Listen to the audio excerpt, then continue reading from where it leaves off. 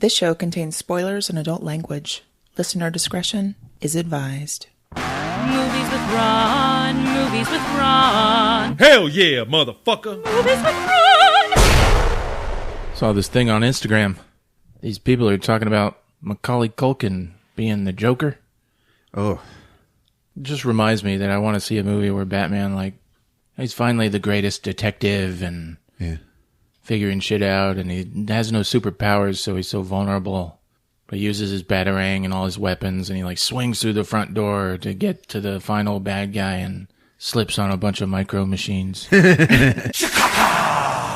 Welcome to episode 127 of Movies with Ron, the podcast where my older brother recaps a movie from beginning to end, for me and you, because we like his versions better. It's okay if you've seen the movie or not. The experience is unique, so let's get it on.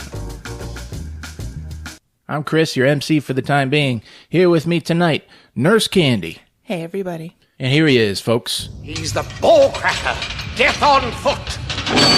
You know him, you love him. He's Ron. Ron.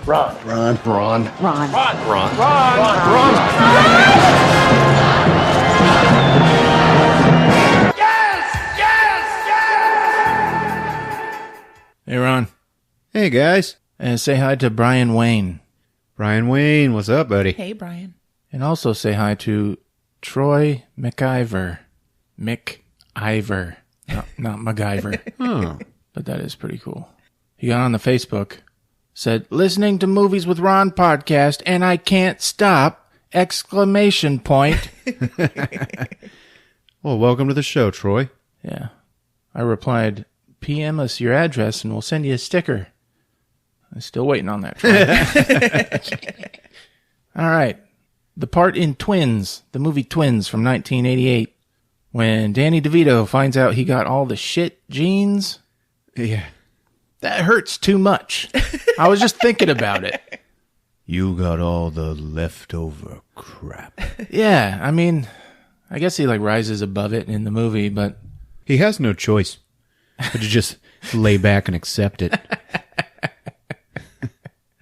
speaking of another old timer, John Travolta has accepted his baldness Really? and is completely bald now. Wow. Oh, he shaves it now? Or is he like Lex Luthor where it's naturally all just shiny? Well, I don't think there's any real stuff on top, but I guess he shaves the sides and the back, right? Yeah. I've decided I'm never doing that. I've started to go bald. I'm going to fight it until my dying breath. Oh, really? I'm going to bring back the comb over. Oh, God. I want to thank you guys for all the birthday well wishes you didn't tweet. Oh. Oh, fuck. Happy send birthday, I know. man. Happy birthday. It's too late now. The titular Ron. It's his birthday, everybody. Yep. My 111th birthday.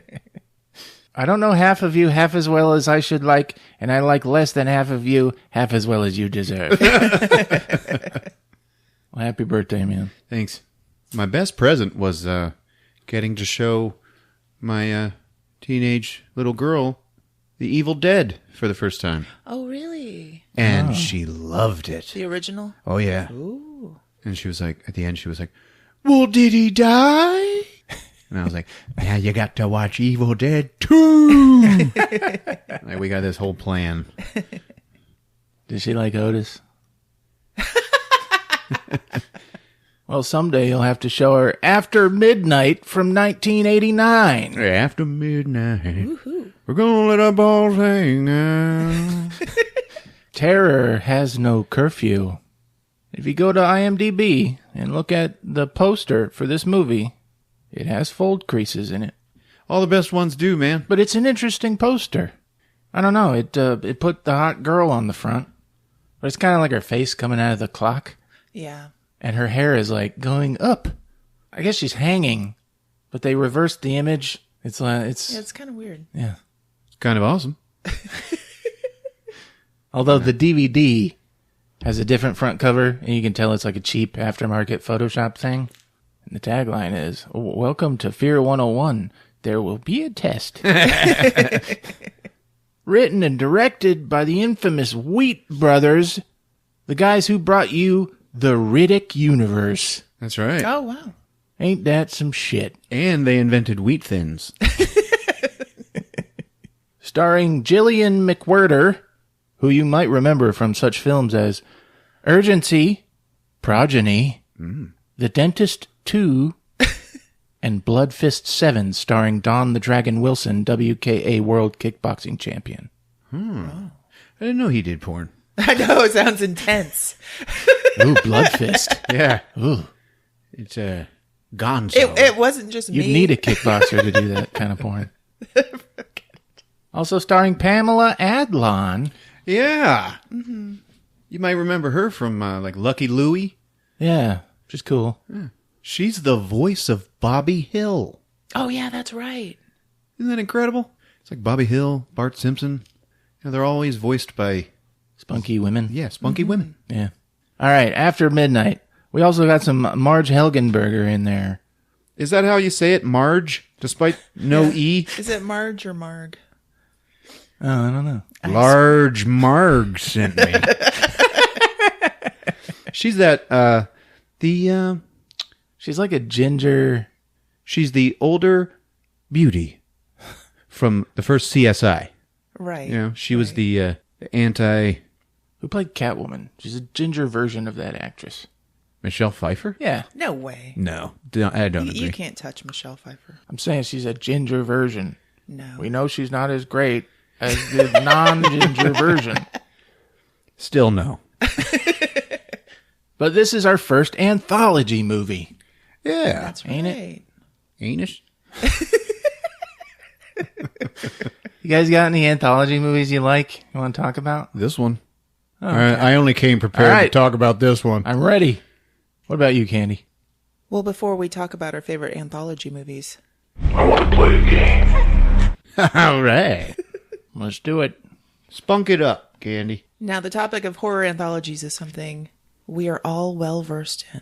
So I'm going to give you a snippet from one of the stories from a horror anthology movie, and you guys are going to tell me the name of the movie. Man, I don't think I'm going to do very good at this game. You're both going to do great. All right, number 1. On Christmas Eve, a woman has just killed her husband when she gets a visit from a psychopath posing as Santa Claus. Tales from the Crypt. Very good. That's not because you remembered the actual movie. It's also not an anthology. It is. It's not a movie. Yes, it is. What? That was used in the Tales from the Crypt movie. It was an English movie put out in 1972. Oh, okay. Joan Collins played the woman who killed her husband. That's right. I still got the point. Did I? No, you didn't. Yes, you both got it. What? I said it first. You did? Now that you say it, that actually is on my watch list. I'm giving it to you both. Okay. This will work itself All out. right. Right. Number 2. I like this. A fearful passenger finds his fears are a reality Twilight Zone, the movie. when he sees a creature on the wing of the airplane he's flying on. Very good, Ron. John Lithgow. John Lithgow Yeah. was amazing in that part. Richard Matheson. Yeah. Number 3. 3 friends attempting to star in their own amateur porn video get a surprise when they bring a flesh-eating succubus back to their hotel room. VHS. VHS 2. Chris got the point. Yeah. I took a chance. I knew I couldn't get it, but that was the dumbest one in that movie. It was the only one I saw. Damn, you got to see the last one. in Really? that. Yeah. All right. Number 4. A vengeful husband buries his wife and her lover up to their necks on a private Creep beach. show. Yeah. And asks the question, how long can you hold your breath? That was Leslie Nielsen's greatest role. It kind of is. That was still a truly scary scene when they come walking back into the apartment and they're all, Yeah. you know, Waterlogged. waterlogged and rotten. It was great. It's chilling because I remember this to this day. When they get their revenge and they bury Leslie Nielsen at the beach, Uh-huh. he like never lets up. He's like, you don't know how long I can hold my breath. Yeah. Like, I always wanted to know, what are they going to do now? They're like going to go back to his house because it's like a mansion and it's all set up with all the cameras and everything. It's got booze and cabinets in his bedroom, you know? Just coolest place ever. Yeah. They're just going to see how long they can hang out there. All right, number 5. A single woman is hunted in her own apartment after bringing home an African Zuni doll named He Who Kills. Trilogy of Terror. Very good. I would have also accepted Trilogy of Terror too. Yep. They brought back the fucking Zuni doll. They sure did. Number 6. A millionaire hires a hitman to hunt down a cat from hell. Cat's Eye? No. Tales from the Dark Side. You got the it. movie. Isn't there one called Cat's Eye? Yeah.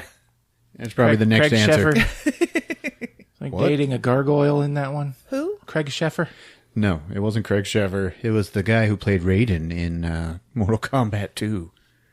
Number 7. A virgin chooses the perfect man for her first time, ending in the knowledge that Little Red Riding Hood and the Big Bad Wolf can be one and the same. Company Wolves. Incorrect. The Howling 2. No. All right, what is it? Trick or Treat. I love that movie too. Yeah. Was that too obscure? Because I've Damn, never no, actually seen that. I've only actually seen it once, but I loved it. Yeah. Number 8. Teenagers get trapped on a raft in the middle of a lake Creepshow 2. surrounded by a hungry carnivorous blob. That's correct, Ron. Creepshow 2. That was the raft. That was the best. I loved The Raft. It was the best vignette in that movie. You didn't like old Chief Woodenhead? Oh, God. Yeah, it was dumb. And then the... That was dumb, too.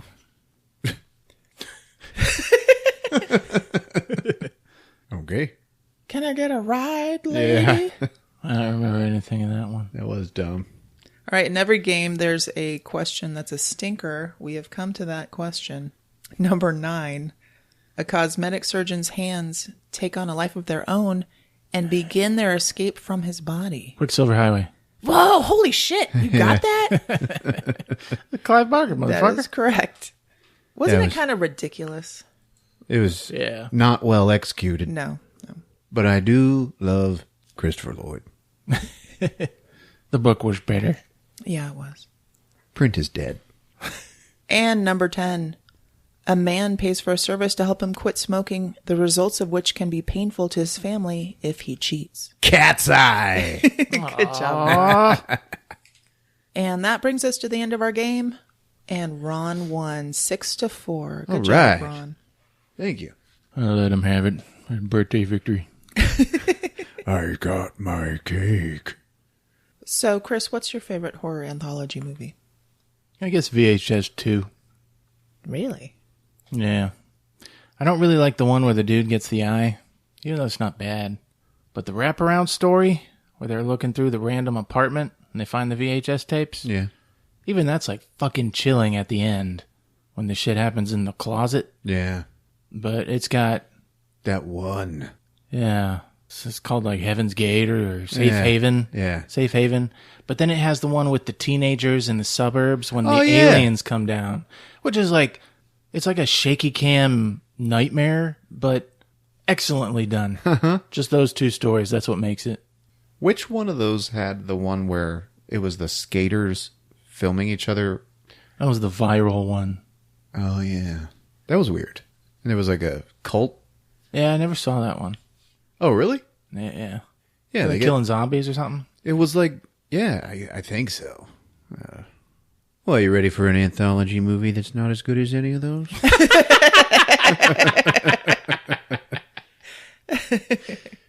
All right, folks, synchronize your watches, because it's after midnight on Movies with Ron. I got a better one. This week, Professor Ron gives us a lesson in fear, and class begins after midnight on Movies with Ron. Synchronize your watches. It's showtime.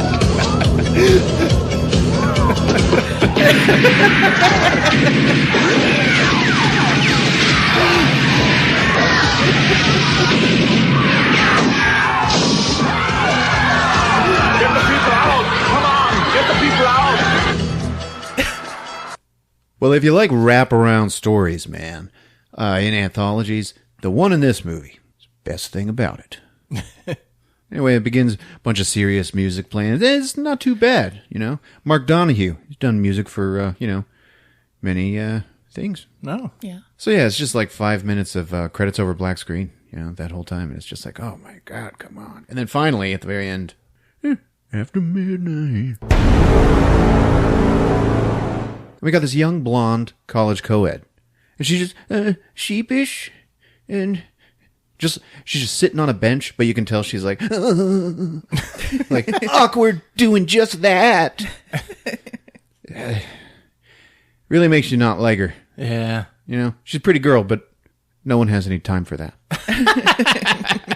And then her best friend walks up, Pamela Adlon, Bobby Hill. She's like, Allison. And I can't do Bobby Hill's voice. We're late. Maybe, I don't know, maybe you go without me. She's like, it's the first day of class. Nobody misses the first day of class. Come on. Yeah, she's just like, she's a cute little lady, but she got this little gravelly voice. That's right. Rode hard and put away wet. By the time Louis C.K. got a hold of her. Leave that one alone. Okay. She's like, man, you look like crap. I've been having trouble sleeping. Oh, yeah, dorm life sucks. No, it's this, I think it's this class I let you talk me into taking. Don't be such a wimp. Come on, it'll be fun. It just cuts to the classroom. And then, hey, the professor in this movie, he's the reason for watching this movie. This guy, he's like a man.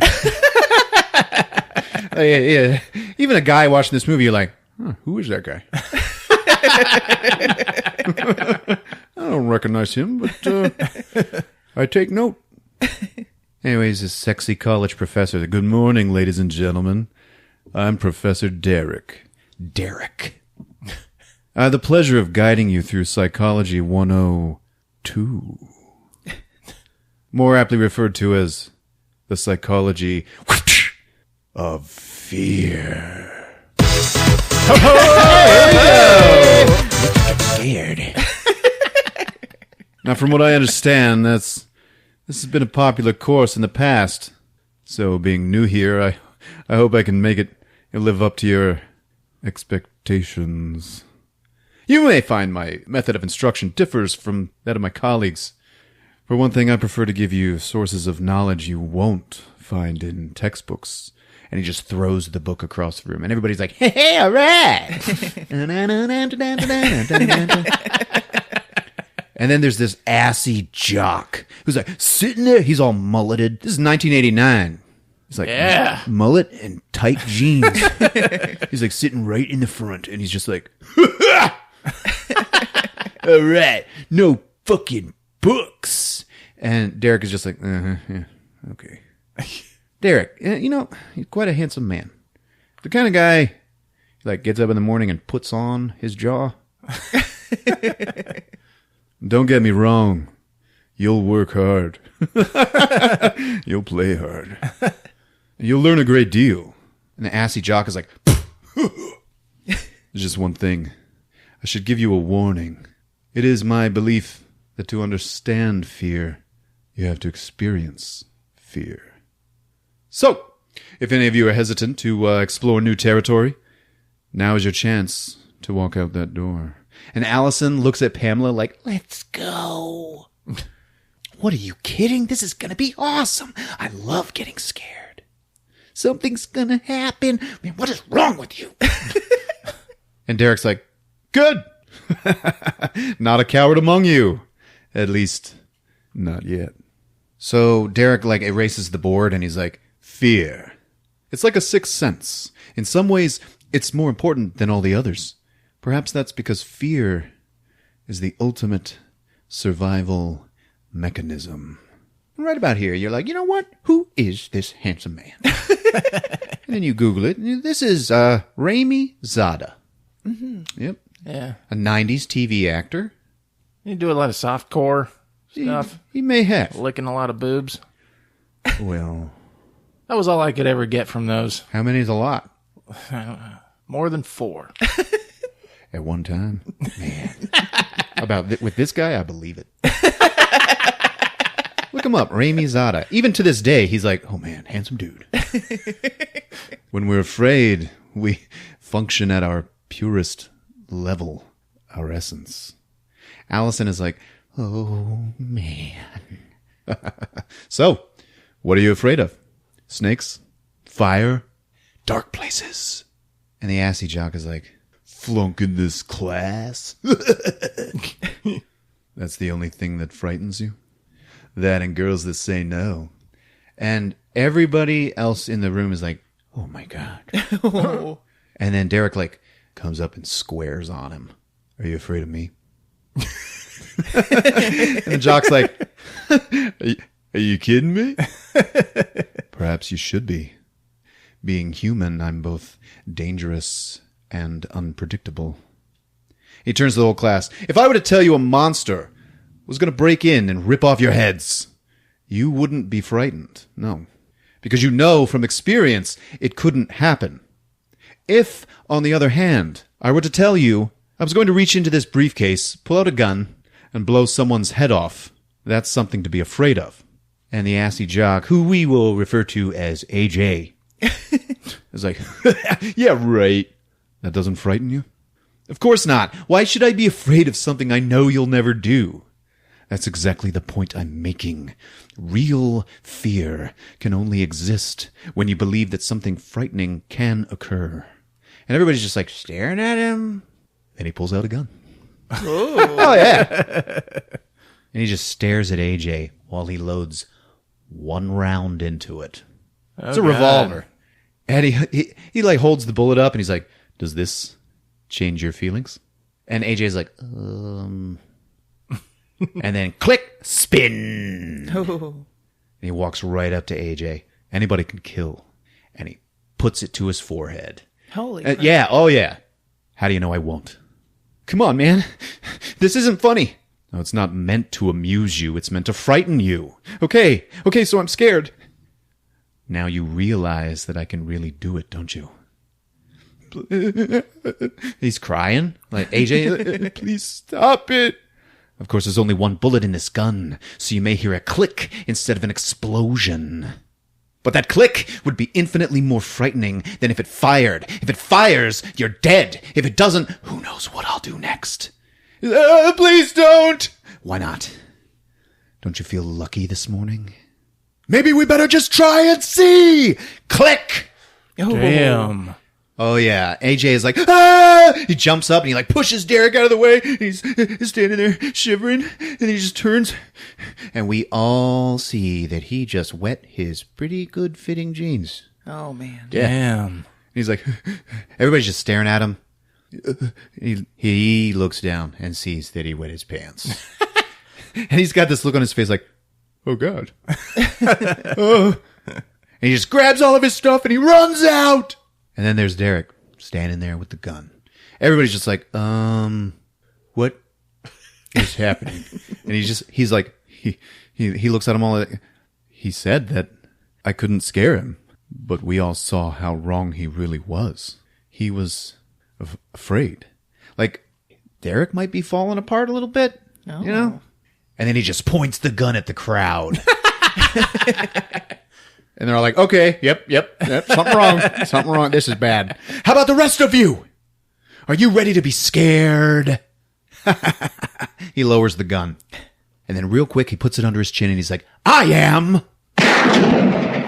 And his brains hit the walls. What? Oh, damn. And he just like slumps down. Like, yeah, man. Holy shit. The whole class is like going nuts.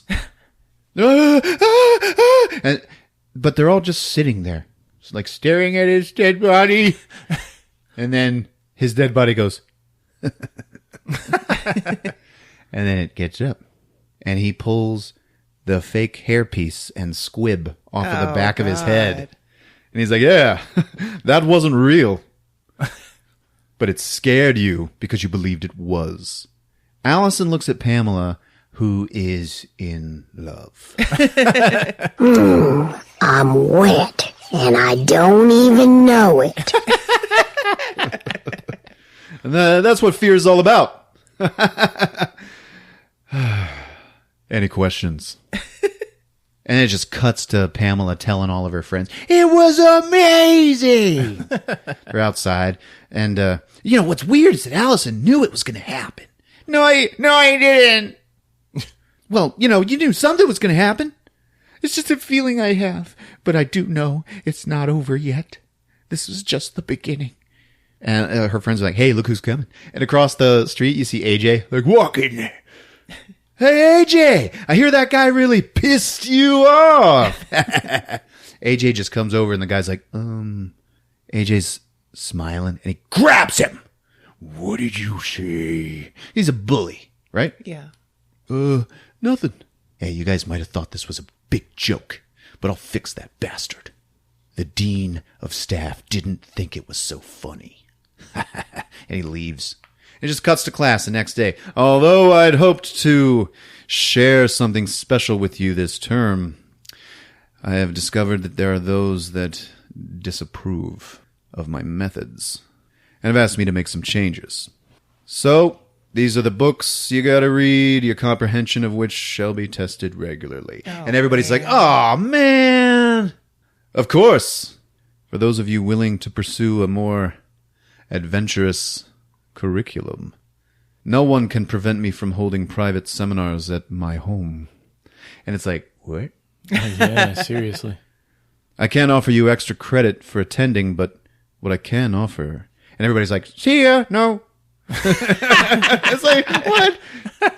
A chance for you to experience real fear. And it's like, why would you go? No extra credit, Yeah.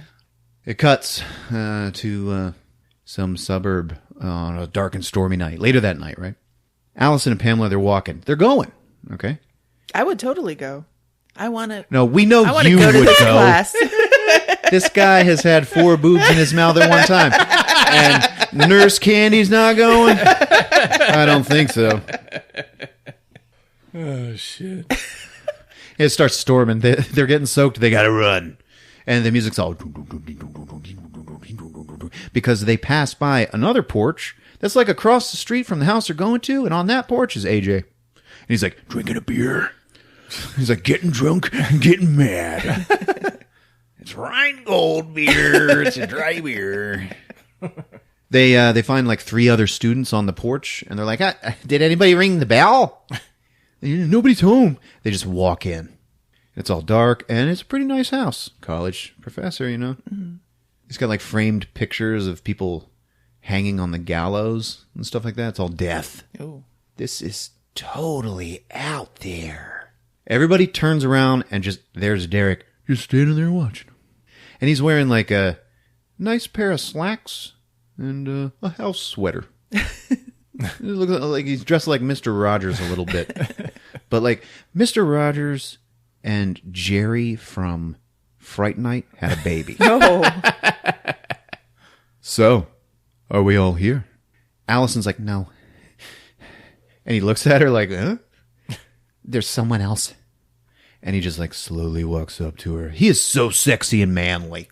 He's like in her face. He's got this haunting wide-eyed stare, and he just goes, should we wait?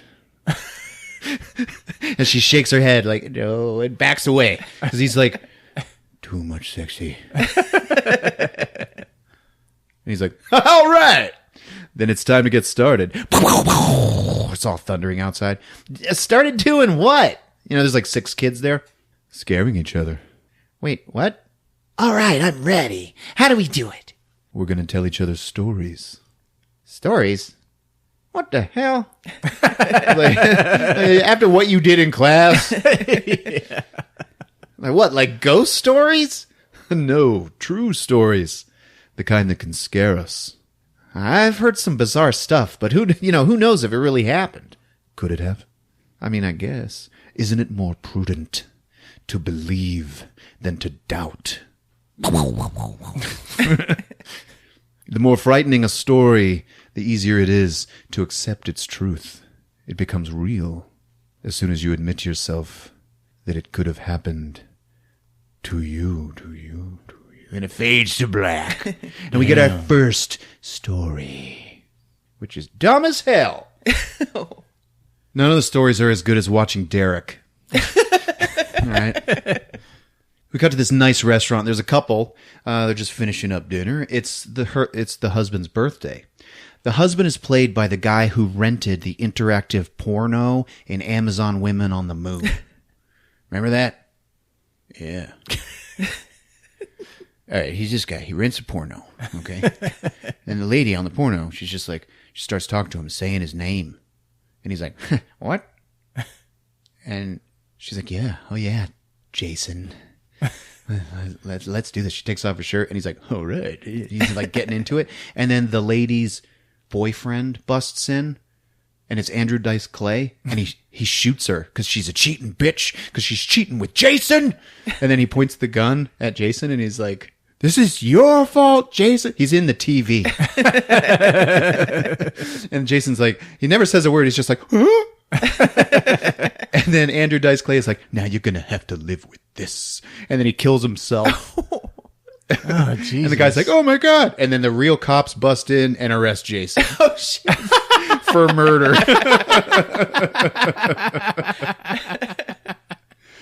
Go watch that.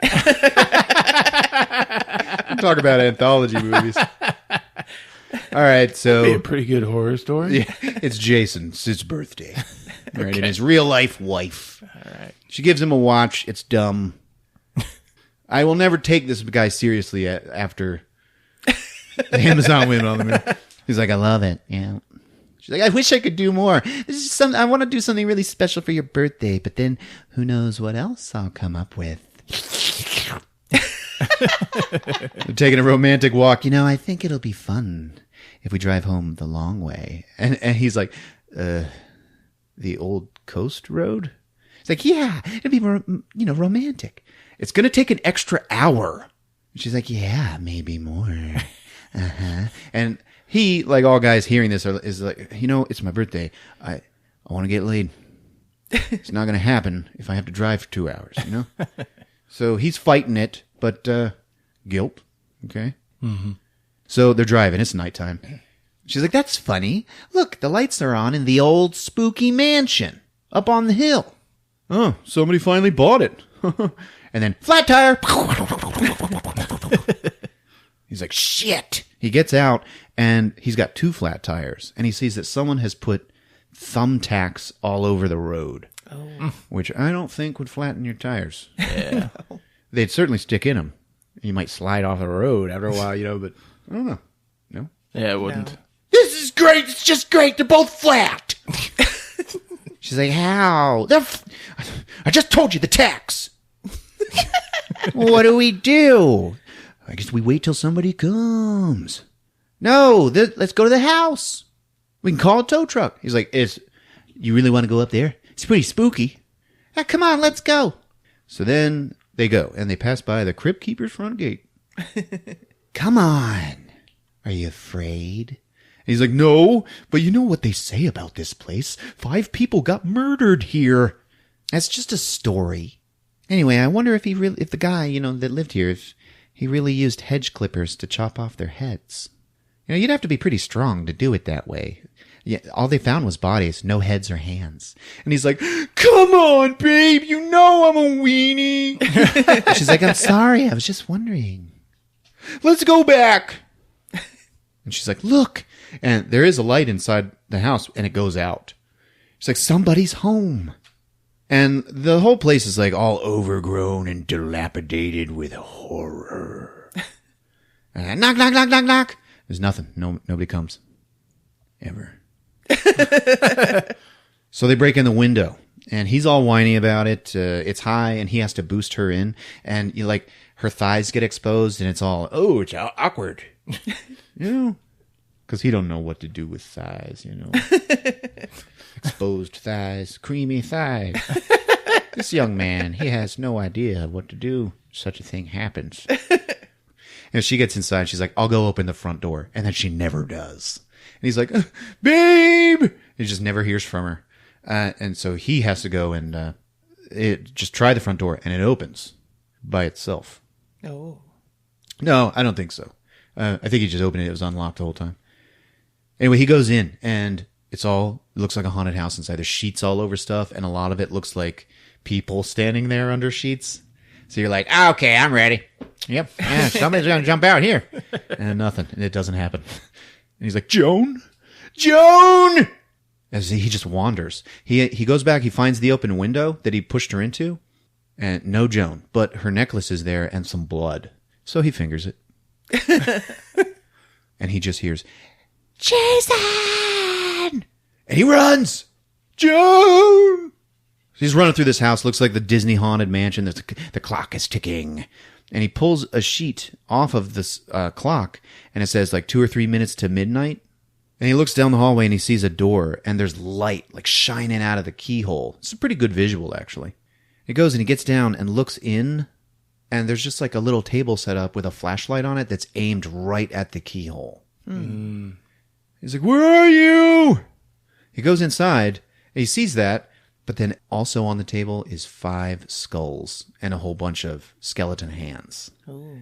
He's like, oh, Jesus. And then he sees it's covered in bugs, and now he's got him on his hand, and he's like, freaking out! So he knocks them over, breaks all the skulls. You know, this was like valuable evidence of murders from a long time ago. Runs downstairs, and then bong, bong, midnight is chiming. And he's like, kind of losing it, and breathing all hard.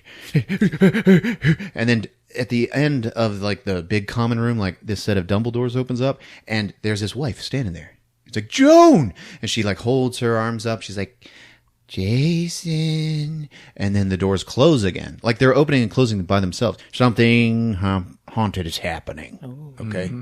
And then the doors open up again. And now, instead of his wife standing there, there's like this old guy with a pair of hedge clippers. And he's like, roar. And he's like, shing, shing. He's like opening and closing the hedge clippers, right? And like Jason's like, oh God.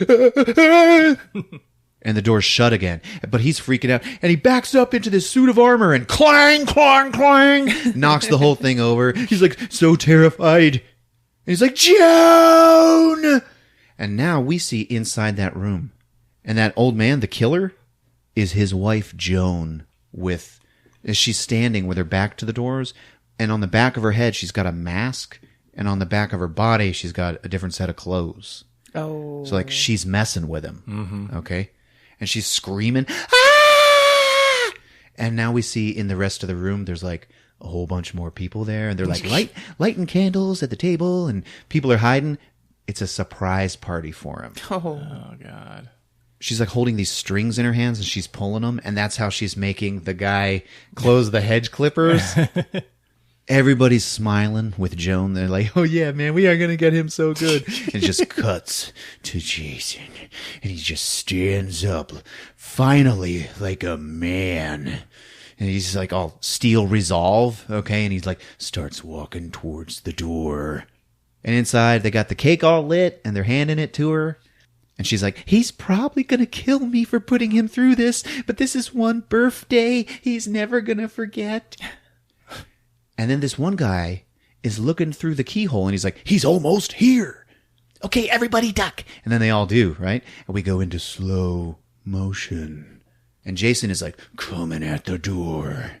And she's like, 1, 2, 3. And then we see Jason raise up the sword that he found in the suit of armor. Oh, God. And he's like, Rrr! The door opens up and it shows the killer. Okay. And he's like, yeah. And he swings, baby. He's swinging that sword when the killer turns around and it's his wife holding the cake. Oh, God. Okay. And then his face goes like, her smile goes away. This is all happening in slow motion, but you can tell, like, he had time to stop. But, you know, the movie plays like he didn't, right? And he's like, oh, whoosh, and her head just goes flying across the room. Whoa. And then Derek sits up, and he looks at all the students, and they're all, like, smiling. And it's like, that's what you shot with, Derek? That's your story, huh? But the kids are spooked. Then what happened to him? He ended up in a mental hospital, fighting for his sanity. Well, did he ever recover? No. He slit his own throat with a pair of scissors. That's my pleasure. Yeah. And then the power flickers. Like, it's like, whoa. It's all storming, you know. What is it? The power goes out, and Derek's like, some power lines must be down from the storm. Well, so what now? I see no reason why we can't continue. And like, Allison's like, in the dark? And Derek is like, so it just cuts to him in the kitchen, like, and he gets his flashlight. Is what? Now, I know I have some candles around here. Everybody's in the kitchen. Pamela looks out the window, and it's all stormy, right? And all of the houses across the street, they all have power. Oh. And we also see that AJ is no longer on the porch across the street. But they have power? Well, maybe it's just this side of the street. Allison's like, or just this house? And now we are outside, and we can see all of them inside the window. And right next to the window on the outside is AJ. And he's got an axe. Holy crap. Yeah. You don't make a jock pee his pants and expect no comeuppance, right? He's also got some rope. Derek's looking through the cabinets. He's like, well, I could swear the candles were up here. And Allison just goes like, no, they're over here. Like all ominous. Oh. Because she's got feelings about things. Derek walks over and opens up a cabinet, and there they are. And he like just takes them and just looks at her like, woof. So they light him up and get to it. You're not telling us everything, Allison. There's nothing to tell. Nothing? He pulls out the gun again. Oh, yeah! No, I'm just kidding. He doesn't do that. Not even a story you can share with us? And she's just like, blink, blink. How about the rest of you? Hey, I know a story. Is it a scary one? Oh, yeah. Good. There were these 4 girls, and they weren't looking for trouble. But that's sure what they found. And we fade to outside this 80s nightclub. So it's all like, you know, laser music. Mm-hmm. That's what all the kids used to listen to, right, Candy? Mm-hmm, that's right.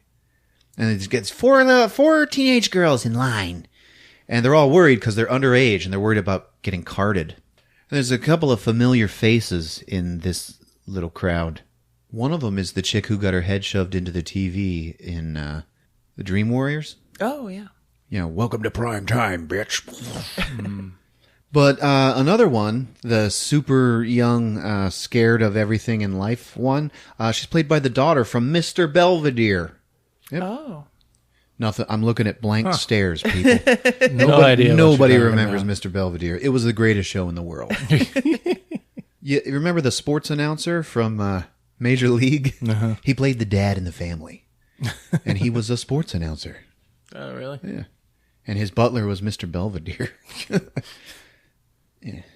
Great show. And she's like, we'll never pass. She's like screaming this out in the club line. And they're all like, shut up. God. Here's a cigarette. Smoke this and it'll make you look older. So she puts it in her mouth and they light it up. And she takes a big drag. And as she's doing that, you can see she's smiling like, all right, I'm a grown up. And she coughs really super hard. And they are right in front of like the bouncer. Oh, no. Who looks like a super young David Harbour. Oh. But he sees that happen and he's like, yeah. Like, you ain't getting in. So it just cuts to them driving in the Mr. Belvedere girl's car. Mr. Belvedere girl. All right, so we struck out there, but it's okay. I know this one place that lets anybody in. And Amy's the Belvedere girl. It's like, maybe we should all just head home. You know, we could stop on the way and rent a tape or something. Yeah, that dates this movie pretty good.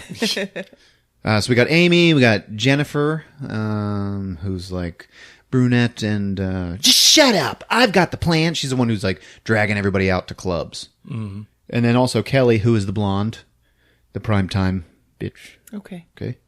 And then Lisa Latina. Mm-hmm. So they're all suitably different looking. Okay? Mm-hmm. And they are in the middle of downtown nowhere. Like Judgment Night downtown. Oh. Like, this is bad. A bad place to be. But there's no one around, you know? Yeah. Kelly's like, there are not going to be any clubs here. This is a warehouse district. Of course it is. Like, a lot of artists live here. Kelly's like, oh, yeah. Yeah, all these dumps. I'm sure they're just full of interesting people. And then Amy's like, oh, well, we're almost out of gas. And they're all like, oh, Jesus, Amy. I'm sorry. Like, how low? Well, the light's been on for a while. And they're like, oh, great, Amy. You're such a dweeb. Yeah. Lisa's like, okay, well, like, let's get back to the freeway and, find a gas station. Okay, which way is it? And they're all like, what? You haven't been keeping track of where we are? Because she's driving, right? She's like, I guess I thought you guys were... Oh, terrific! This is a great part of town to get lost in. And then Jennifer's like, oh, wait. I see something over there. It's a gas station. And like, there is nobody around, okay? It's like dilapidated nowhere. But yeah, there is a gas station. And it's not a happy-looking one. It's all graffitied and broken glass. They pull up.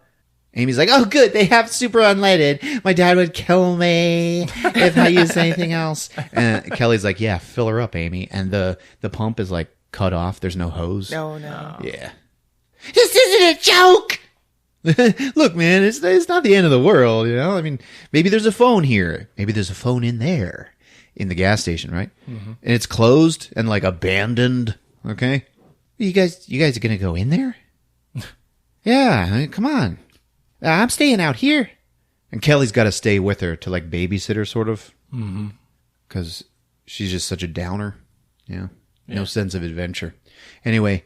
Jennifer and Lisa go in, and it is empty. And hello! It's all this graffiti. Everything's broken. There's no lights, so she has to like use her Zippo. If there's not going to be a phone in here, maybe there's a map. Okay, and then they go into this other room. Oh, it turns out this is the porno room because nothing but pictures from porn magazines over the entire room. I love those rooms. Remember when porn was in magazine form? Yeah. Those were the days, the 1989 days. So they're checking it out, and then they just hear, and they turn around, and there is this mean German shepherd. Oh. Like gets out of his homeless dog bed. And they back up, and then behind them there's, ruff! And they turn around, and there is another dog that looks just like you and Megan's dog, Thane. Oh. What kind of dog is he? A fucking schnauzer? A fucking schnauzer. Okay. A German shepherd and a fucking schnauzer. Schnauzer. Right? That's weird. Man. But he's a mean one. Yeah, it's valuable. Hey, not the biggest dog in the world either, Anyway, these dogs, they're not joking around. Arr, come on. And they're like, nice doggies. And then behind them again. They look around. Now there's a Doberman pinscher. Oh, God. Okay. Big, scary Doberman. And he's like, oh, yeah, I'm here too, baby. Yeah, you guys, you might have messed up walking in the porno room. They're like, yep, we can see that. They turn to run, and they run right into a bum who has been standing behind him the whole time. And he's like, yeah. Whoa. And this guy was actually, he played one of the bikers in Pee-wee's Big Adventure. Oh. But he looks like multiple Migs from Silence of the Lambs. Oh. Yeah. You remember him? Yeah, Migs? Mm-hmm. Nobody remembers Migs. That's the tragedy of Migs. And he's like, hi. And they're like, and he just shuts the door. Maybe I'm not the most pleasant man. And they're all like, we see Amy and Kelly out at the car, and they're like, starting to get worried, maybe. And then back inside, the bum lights a candle. Mm-hmm. Yeah. And he just like, he does a lot of leering. Yeah. And they're like, we're sorry we, barged into your porno room and, dog palace. We're sorry. Do you have a phone or do you know where a phone is? And he's like,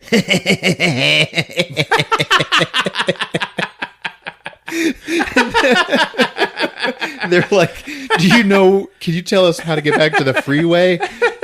And he's like, he looks at the dogs like, isn't that a damn shame? These poor little girls, they're lost. We're not really lost. Oh, you're not, huh? And he gets up. Yep, he comes at him. He like licks his hand and slicks his disgusting dirty hair back. And he's like, well, if you're not lost, you must have come looking for me. And he like grabs Jennifer by the hair. Oh. He's like, yeah, you. Yeah, you, come here. Yeah, we're going to have some good times, honey. And then Jennifer's like, she's got her hair pulled by this disgusting Miggs bum. And she's like, Lisa, I think we should go now. Lisa's like, yeah, we really need to go. And then Miggs just goes, Hugo! And then the Doberman is like, row, row, row. And he gets up on Lisa and just like guards her. Like, doesn't let her go anywhere while his master Miggs gets to rape. Oh, God. Hugo was his name-o. He's like, oh, yeah. And then he kisses Jennifer. And she's like, ew. And she bites him. And he's like, you little bitch. And he pulls out his knife. He's like, now I'm mad. And the dog's like, row, row, row, row, row, row. And it's like, all like, oh, God, this is a horrible thing. Yeah, now we're going to have some fun. He's got his knife and he's like, now he's serious. He is serious about the fun now. And outside, okay, Kelly is like, okay, you know what? They're not back. Put up the top and lock the doors. I'm going in. Amy's like, what? You said there was nothing to worry about. Yeah, well, I lied. Okay. So Kelly sneaks in and she finds a Pulp Fiction pawn shop scenario happening. Right? As she sees through a crack in the door, she sees Lisa being guarded by Hugo. And then she looks over to the left. A couple of minutes have gone by, but Miggs is still just like, yeah, holding up his knife to Jennifer. And he's like, you like that, huh? You like that, yeah. He's like not actually doing anything to her. He's like, you like this knife? It's a good knife. It's a good knife.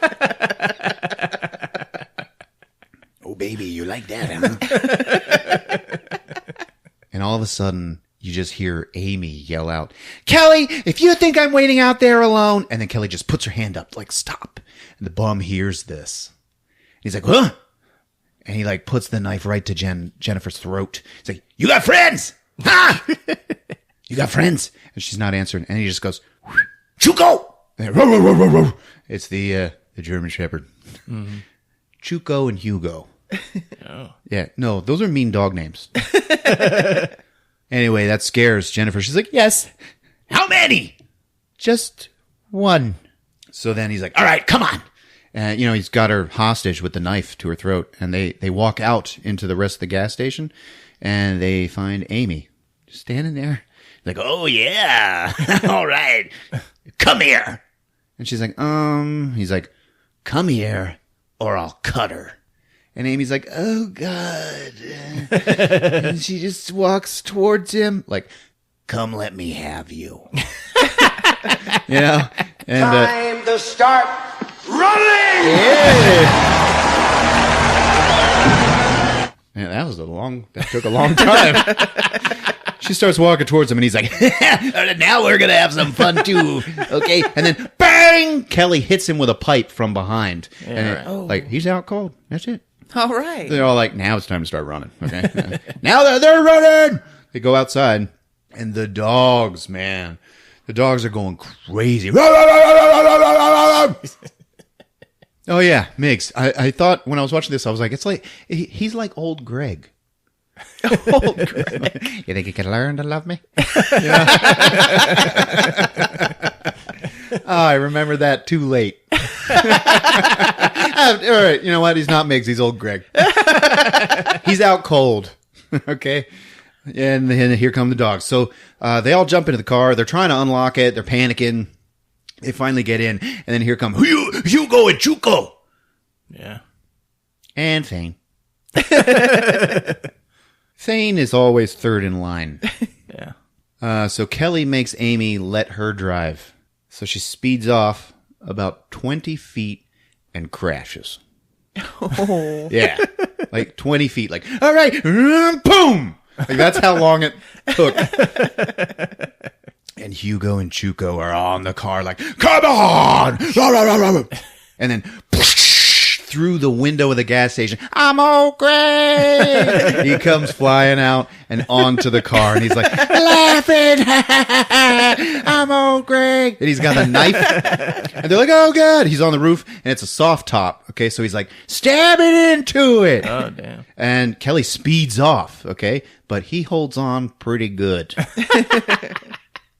And he's laughing. He's like, I'm old Greg!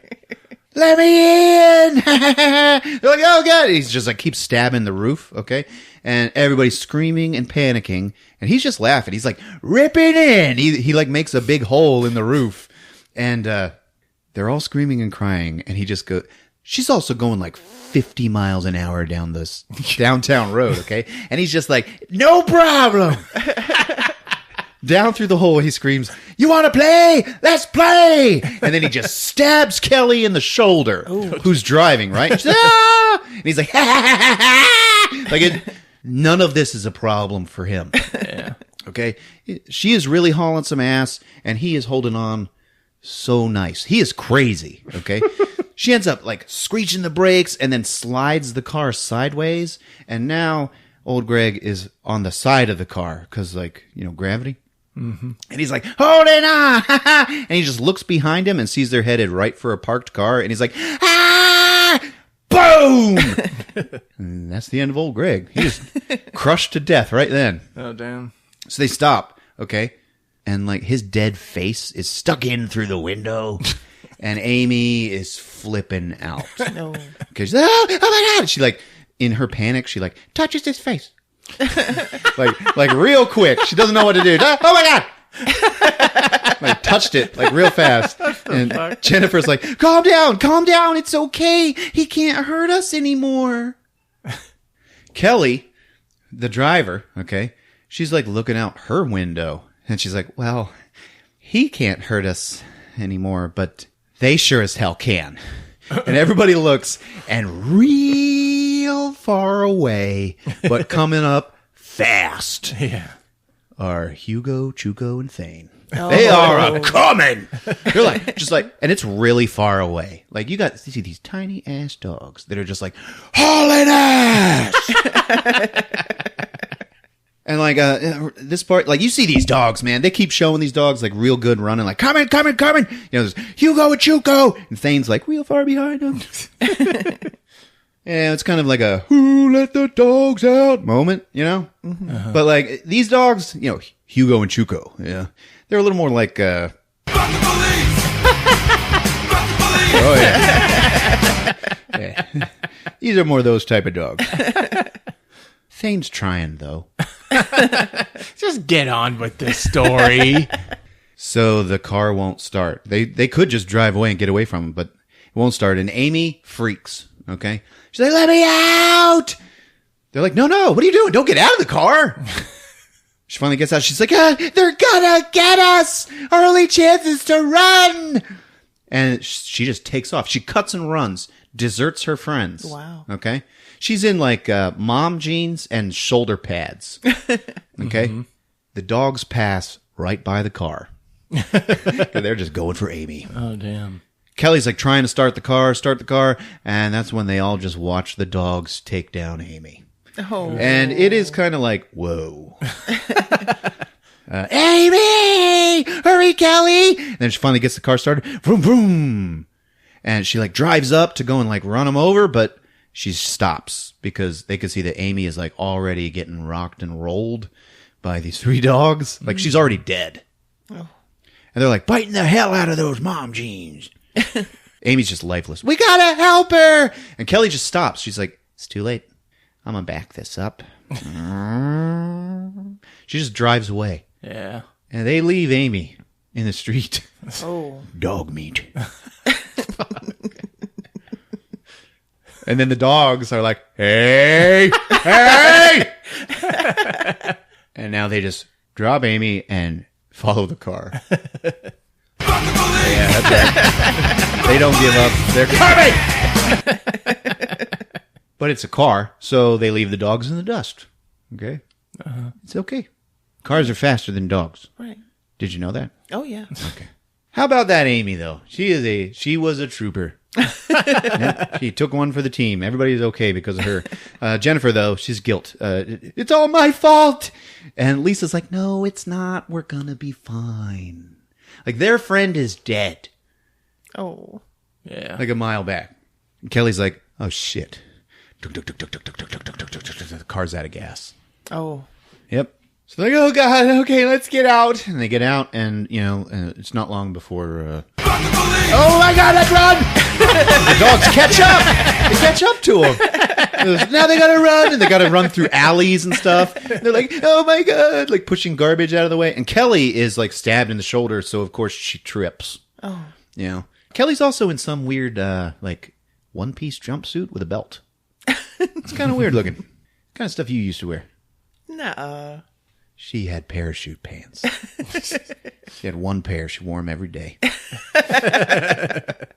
Anyway, that slows them down a little, but dogs are right on. The dogs are like loping over dumpsters. Like they were born to run through the alleys. They are gaining on them.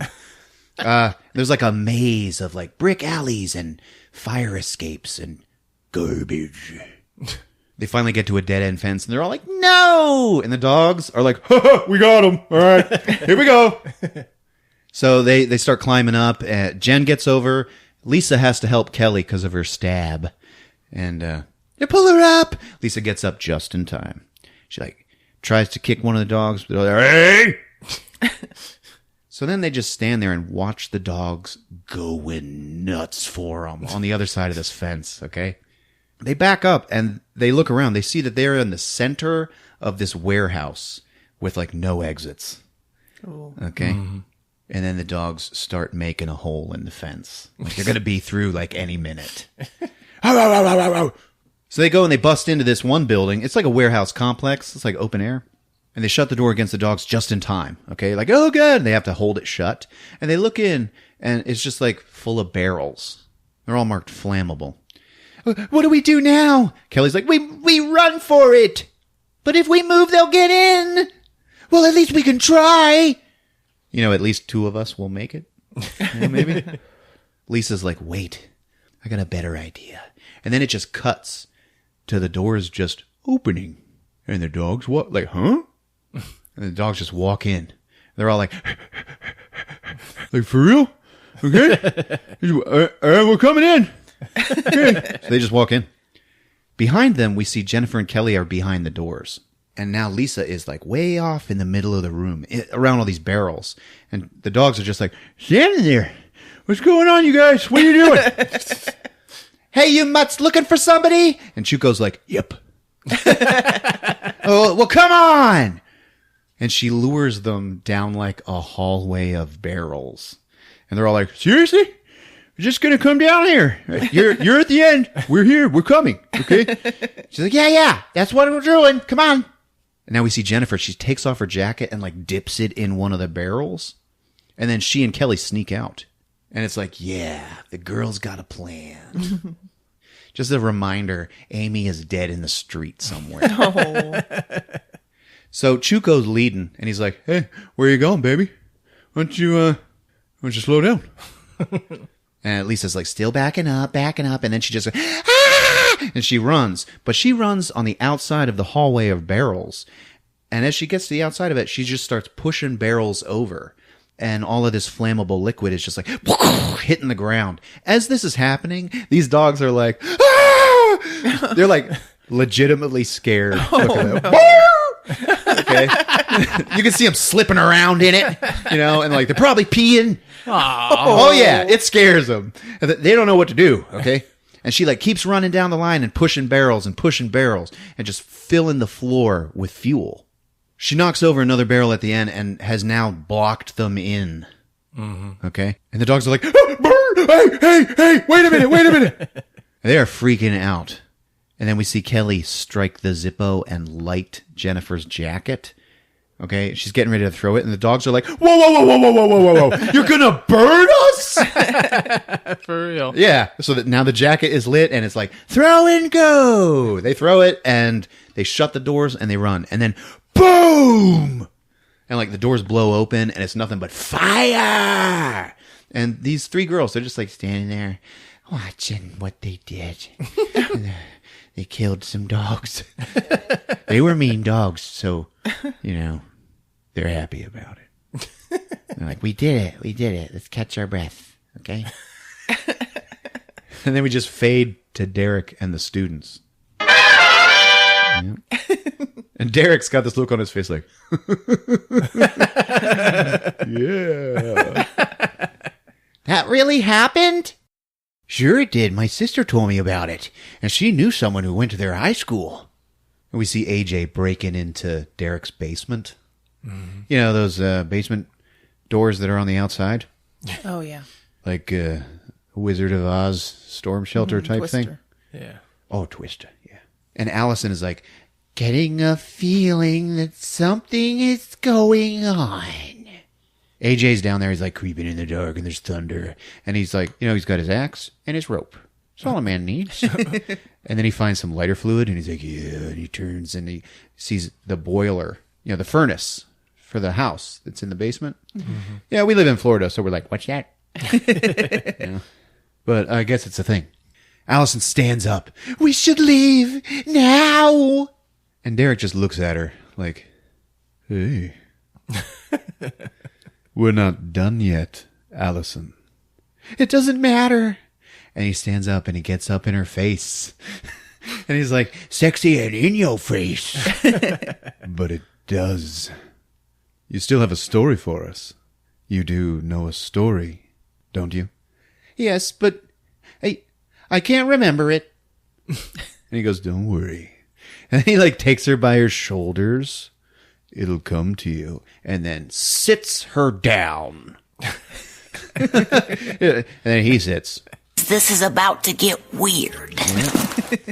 While we wait for Allison's offering. Does anyone else want to frighten us? And then Bobby Hill is like, sure.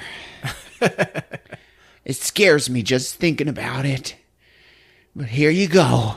And then we fade to the city street at night. Dun, dun, dun, dun. Woo. Yeah. Yeah. It's not that kind of city. Yeah. There's a cab pulling up, and out of the cab gets Larg Marg Helgenberger.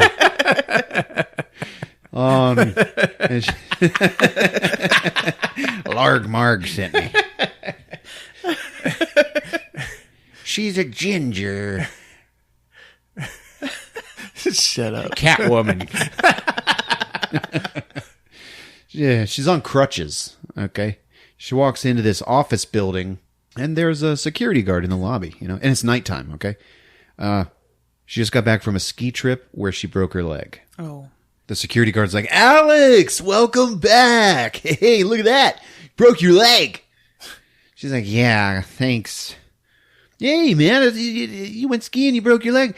It could be worse. You could have died. She's like, what? People die skiing all the time. They run into trees. They, get stabbed with skis. Mm-hmm. They do.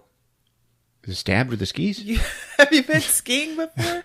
You go skiing one time and you're like, I could fucking die. That this is a hobby and a fun sport that I could die doing. Yeah, I went snowboarding once and I was like, this is a hobby and a not fun sport and I don't want to do it again. Anyway, Alex gets into the elevator and goes up. She comes down the hall and she walks into work. Okay, the office. It's like it's one of those frosted glass doors. Kind of noirish here. Yeah. Okay. And it's an all-night answering service called All Night. And the phone number even matches it. It's LLLNITE. It's 555. Huh. All night. I think that's clever. Yeah. Very. That's cool. So she goes in and the lady she's taken over for, she's jumping on night shift, is Molly, okay, who owns the company. So they're all friendly banter and stuff. She's like, oh my gosh, tell me you at least got a couple of good days in on the slopes before you broke your leg. She's like, no, I didn't even get a few hours in. I slipped on some ice in the parking lot when I got there. Oh, no. She's like, oh my God. Well, listen, while you were gone, I had to make some changes. Well, what do you mean? Well, I had to lay off most of the staff or go under. Oh, wow.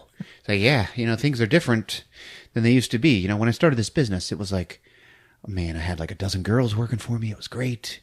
And now it's all answering machines and car phones, Oh. Well, who else is on the shift with me tonight? Nobody. What?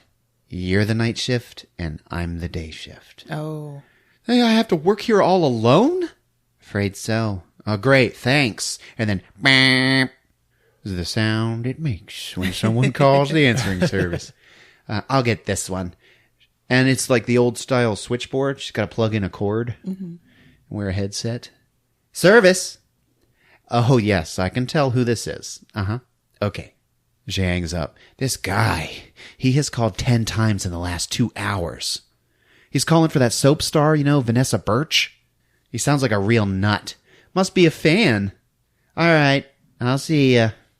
So Molly leaves. Are you okay? Sure, you know how much I love being alone at night. If it gets too lonely, you can always give Ray a buzz. Tell him you want to party. He'd love that. Very funny. So Molly leaves, and Alex gets up and hops over and locks the door. Beep. She plugs in. Birch residence. Hello? I thought you were supposed to pick up by the third ring. Well, sorry, sir. We get a little busy around here. We see this guy at the back of his head. Yeah, just some hair. You're not the same one I talked to before. Yeah, I just came on duty. You have a much nicer voice. I'm glad you're the one answering now. Of course, I'd like it better if you picked up a little faster when I call. Look, are you planning on leaving a message or what? You don't have to be rude. Oh, I'm sorry. Who should I tell Miss Birch is calling? Don't you know? She's like, look, are we going to play 20 questions here or something? Click. He hangs up. She's like, asshole. And then just cuts to him in a phone booth, like, banging his head on the phone and losing it and crying, I'll kill you. We see his face, and he's like, just some guy with an 80s mullet. In real life, this is Larg Marg's husband. Oh. This is where they met, baby. This is how they met. He calms down. Back with Alex. She answers, Birch residence. That was much better. I only had to wait 1 ring. May I take your message? I'm sorry if I got angry with you before. I'm sure you didn't mean any harm. No. Of course not. You have no reason to be against me. All I want to do is take your message, man. If I tell you my name, you'll tell her I called, won't you? Yes, sir. Has she checked in yet? I'm not allowed to discuss that. I'm sorry. Then how do I know you'll tell her I called? Believe me, sir, I will. I can trust you? Yes. Good. I like that. She's like all cringy, like, oh, man. Trust is important. So, your message? Just tell her Richard called, please. Let her know I've been waiting to see her. Tell her. Tell her.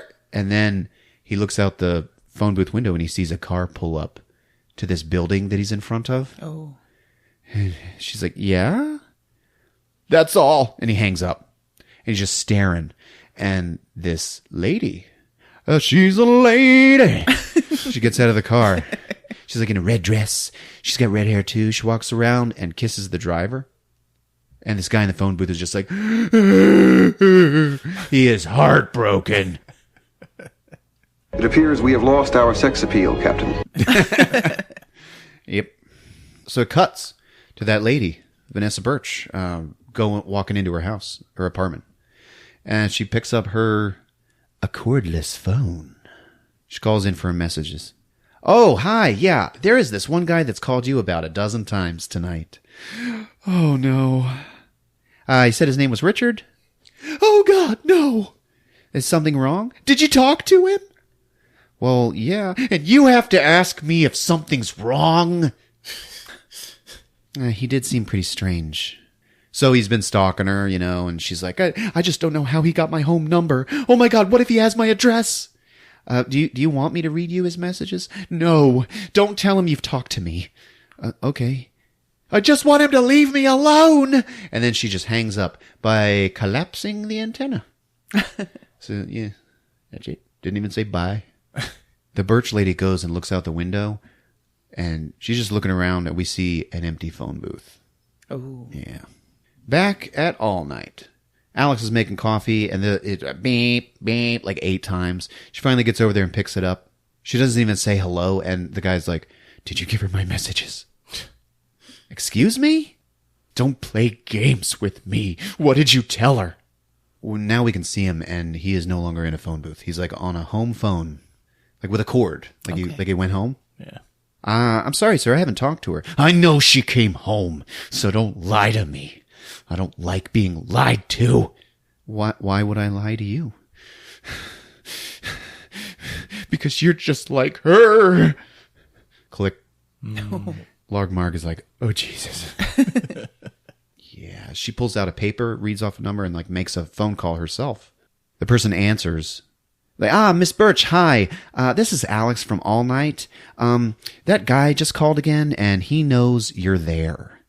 It's too late for warnings, Alex. It's him. Oh, shit. Oh. It's too late for her. And it's too late for you. And we see him, and he's on the phone, but the camera pans down, and we see dead-ass Ms. Birch. Uh-oh. Shit. Laying on bed, strangled with a phone cord. It must be a different phone in the house. On the phone, the receiver, he sees the ad for All Night, which has their address on it, which doesn't make any sense. Oh, no. It's a phone service. Anyway, then he hangs up. Alex is like, uh-oh. Okay, this is bad. And it just cuts to Molly in bed with Otis from The Last Starfighter. No way. Motherfucker. Yeah, he's sleeping, though. He's singing. He's singing in his sleep. And now, all of you people. Molly's like, hello? Molly, I'm leaving, okay? Hope you're okay with that. There's not going to be anybody here answering the phones. Whoa. What's wrong? That creep, after Vanessa Birch, he's starting to threaten me. Look, please don't do this to me, okay? I need you there. Look, I'm all alone, and this guy's not kidding around. Oh, God. Okay, can you please at least stay there for 15 minutes, all right? I'll be there as soon as I can. We see Otis. He's like, wakes up. And he's like, huh? Alex on the other line, she's like, okay, all right, fine. And then click. 15 minutes! You know you got something to take care of first. And Molly's like, oh, God, fine, hurry up. And he's like, when it comes, you got to grab it with both hands. Hold on tight. He's like, you know, who was that on the phone anyway? He's like, Alex. And he goes, Alex! I like it. Alex from The Last Starfighter. Yeah. Right, okay. All right. Yeah. Back at All Night, Alex calls Ray, okay, the security guard. Hey, look, okay, could you please keep your eyes open and let me know if you see any strangers, hanging around? Okay, why? Are you expecting somebody? I sure hope not. All right, will do. And then, bam. Hang on, I got another call. Hello, All Night. I was hoping you were still there. You shouldn't have lied to me.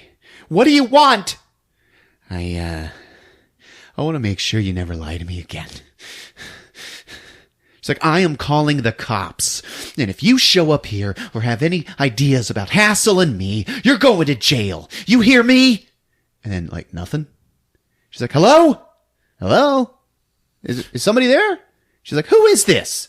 Alex, this is Ray? Oh, shit. Ray? Yeah, I'm in the lobby. I heard a noise. I was checking it out, and I found this phone off the hook. She's like, oh, my God, he's in the building.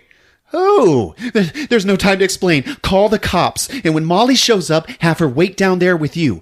What do you mean when she shows up? She got here 5 minutes ago. Isn't she up there with you? Oh, shit. What? Just call the cops. I'm coming down. And she hangs up. And then Ray is like, shit. Like, oh, my God. Something's happening on my watch. And cuts to her crutching it down the hallway. Dun, dun, dun, dun, dun, dun, dun, dun, dun.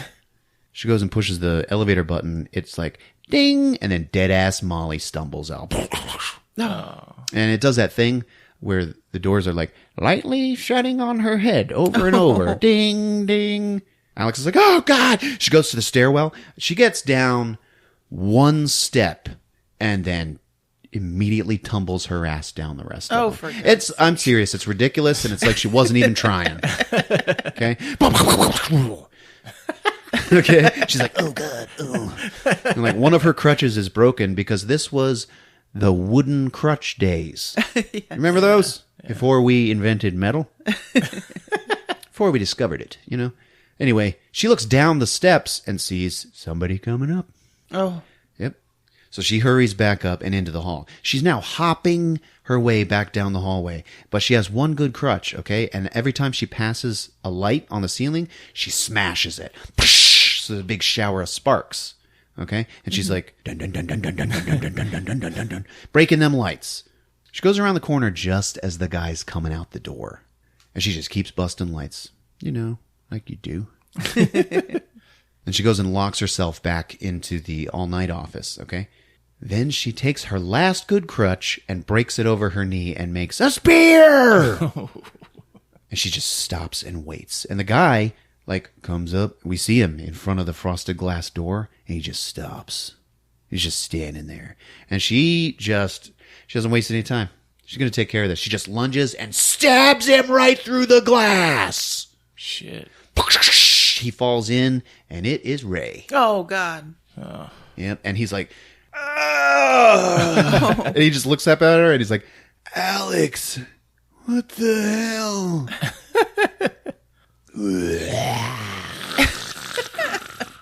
And there goes Ray.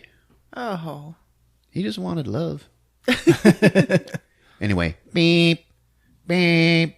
There's a call coming in. So she sits down. She's like, oh, God. She connects. And she like leans forward. Hello. And we can see that there is somebody sitting in the room behind her on the phone. Oh, God. Okay, and then we switch focus, and her face gets cloudy, and then we see the guy behind her, and he's on the phone, and it's Otis, and he goes, hello. And then it just cuts to black. And now we see Pamela, and she's done with her story. That was it. Professor Derek is just like, yeah. A good one. All the kids are like, they're shivering. It's freezing in here. Or is it because we're scared?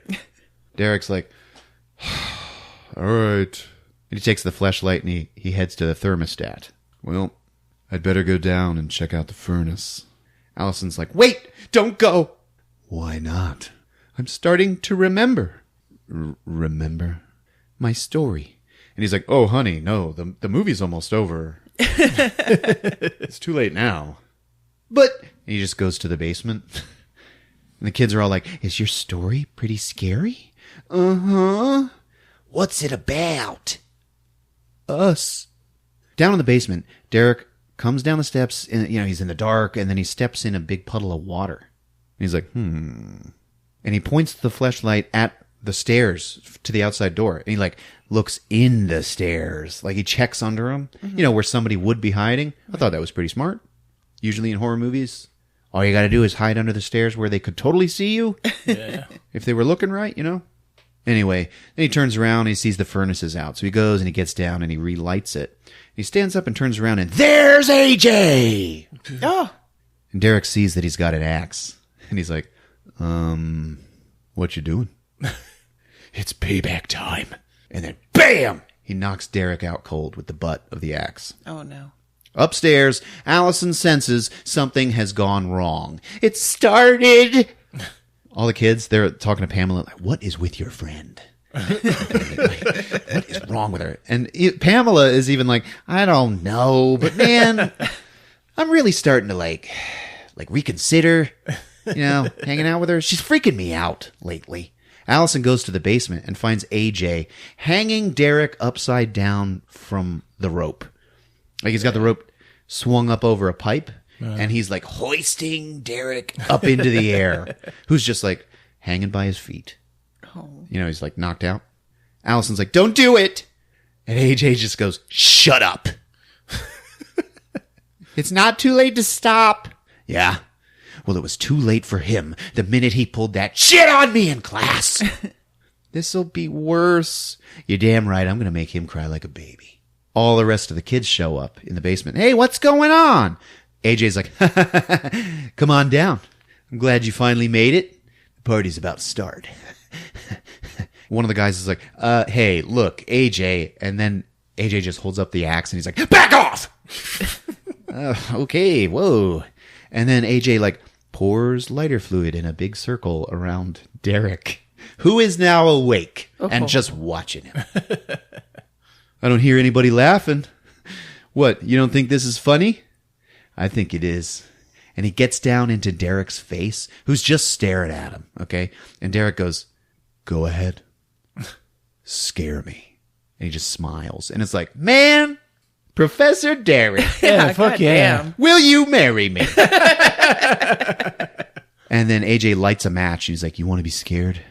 Try this, asshole. And he throws it into the lighter fluid. But it's just lighter fluid on concrete, so it's a real quiet whoom. But it is a ring of fire, okay, around him. But again, just lighter fluid on concrete. It's going to burn out in like a minute. It's okay. Yeah. Really? Allison's like, stop it! She goes to stop him, and Pamela, like, grabs her. She's like, there's nothing you can do. Like, the situation has gone too far. Everybody's just staring. Derek is just looking at Allison. He's upside down, okay? And, his pants, they're holding up well. I guess he was tied around outside the pants. They're not, like, riding up his knees. And his hair still looks great. Yeah. And then AJ he just pushes him. And he starts swinging like a pendulum. Now he's crossing over the fire. So it's like, oh, okay, it's getting a little dangerous. From side to side. Terrified Allison looks up and sees the rope is over a pipe. Okay? She's like, looking at the pipe. Derek is totally unfazed. He's just swinging. And then all of a sudden, the pipe is like, and it breaks. Okay? So he falls, and he falls into the fire. But he snaps into action. He just rolls through the fire, he breaks the ropes that are holding his hands together, and then just slaps himself and puts himself out and stands up. Wow. Respect the cock. He stands up and he's got this wide-eyed stare. He's looking at AJ, who is still holding the axe. He holds it up, and Derek just goes, go ahead. Show me how easy it is. Don't push me, man. What's the matter? Can't you do it? I could. Shut up. Do it. And then AJ's like, ah! And he swings the axe and plants it right into a wooden post that is right next to Derek's head. Derek never flinches. He just smiles. AJ turns to the rest of them. Jesus, man, you're fucking crazy. He's the crazy one. He wanted me to do it. Behind him, Derek. He was looking at the axe and checking it out, and he turns around and he's like, you were afraid. AJ turns around and looks at him, and Derek's like, but I'm not! And he plants the axe right into AJ's chest. Boom! Holy shit. Everybody's just like, And then Derek hits him with this axe over and over and over. Whoa. And it's like, maybe he'll be okay. Maybe it's another trick. It's not. Okay. He is just chopping him into sludge. Allison sees the lighter fluid can is on the floor. Okay. And it's tipped over, and there's still a little bit of fire, going. And she looks up at the broken pipe, and you, the viewer, are like, oh yeah, it was a pipe. It broke. How come there's not water everywhere? Turns out it's gas. Psst. So it's filling the basement, right? All of a sudden, the can goes up. Boom! And that flame goes up and lights the gas from the pipe. So it's like, whoa! And it's a huge flamethrower, and it goes right into Derek. Oh, no. And it just engulfs him. And now Derek, who is totally burning, never stops chopping into AJ with the axe. Holy crap. And everybody is just watching. They're all horrified and screaming. And everybody's like going crazy because now there's like a lot of fire. Allison's like, she's trying to drag Pamela upstairs. Let's go, let's go. And Pamela starts getting like sucked up into the air. She's getting sucked towards the action in the basement. It's weird. It's like she's getting sucked into a poltergeist vortex, like from the movie. Huh. Mm-hmm. Like a twister is happening. And Allison is like trying to hold her back. And it turns out it's like, what the hell's going on here? This vortex. It's Derek. It's the perfect storm of his manliness. And Allison's like, no, come back, no. Pamela, oh my God, Allison, help me. Allison cannot hold her anymore. And she just goes into it. No! Allison just runs. She goes up the stairs and out the outer basement door. Mm-hmm. She's the only one who made it out alive. Everybody else got sucked into Derek's sexiness. She gets outside the house, and everything outside is like smoking and burning. And it doesn't even look like it's the residential neighborhood anymore. And it's like, what the hell's going on? And we see, oh, wow, she is in the burning warehouse where they killed the dogs. Whoa. Oh, yeah. And she's like, she's like all freaking out, looking for a way out, and there is no way out. When all of a sudden, out of the door comes Derek's charred black skeleton, holding the axe. And he's like, and he's coming for her, and she's like, no, Allison. Oh my God! She runs, she finds a door and goes into it, and it's all quiet. And we see she's in the haunted killer mansion. Oh. Mm-hmm. And she like hears this noise, like blum, blum, blum, blum, blum, blum. She looks at the stairs, and a head rolls down. And it's the guy's wife, Joan. Yeah. Her head just like plops there at her feet. And then it opens its eyes and goes, help me. And then the door starts getting chopped down by the skeleton. You're next. Oh my God! Allison runs up the stairs. She sees the door with the shining keyhole. Okay, she goes and runs through it, and now she is in the office building hallway with all the sparks showering down, okay? Oh. And she's got to run where Larg Marg was. Yeah. So she's running. She's getting chased by the skeleton, okay? She finds the all-night office door. She goes inside and shuts the door. And then she's in there, and she realizes, there is no way out of here. Why did I run in here? So she turns around, and there is Derek. And he's not a skeleton. He's just sexy Derek. And he just click, click, puts a gun to her forehead. And he's like, are you ready to be scared? Boom! And then Allison wakes up in bed. Oh. With Otis. So the whole thing was a nightmare. Yeah. And she's like, and then Otis, who is still laying there, he just reaches up and pushes her back down. It just cuts to her sitting on the bench outside, and Pamela walks up to her. It's like, you look terrible. I know. Otis kept me up all night. And then I had a nightmare that he was cheating on me with some bimbo named Molly. Like, oh, yeah. That must suck. I think it's also this class you talked me into taking. Oh, come on. Don't be a wimp. This class is going to be great. And then they just walk into class, and you just hear, good morning, ladies and gentlemen. My name is Professor Derek. And we cut to credits. Oh. All right. I regret nothing. The end. And there you have it. Good job, Ron. Good After movie. Midnight on Movies with Ron. Thanks. I think it gets props for having the stories be realistic, fear-based. I don't know. Yeah, most people Except hate for that this movie. skeleton shit at the end. It was little Jason and the Argonauts looking claymation. Yeah. I did like Derek, though. Me too.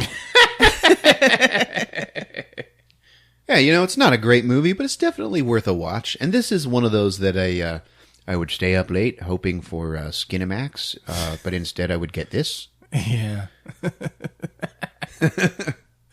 One of the IMDb user reviews said, it's titled, Great Horror Stories Told by a Hunk of a Storyteller! Exclamation point. Raimi Zada, ladies and Last gentlemen. but not least, you get to check out that hunk, Raimi Zada. His middle name is Hango. Raimi Hangozada. Fucking seriously. All right, folks. If you're using iTunes or Apple Podcasts, we'd love it if you'd leave us a rating and review. We're on all your other favorite podcast apps and movieswithron.com. We got Twitter @movieswithron. There's a Facebook page, so check us out. It's been fun. Yep, we love you. See you guys. Movies with Ron.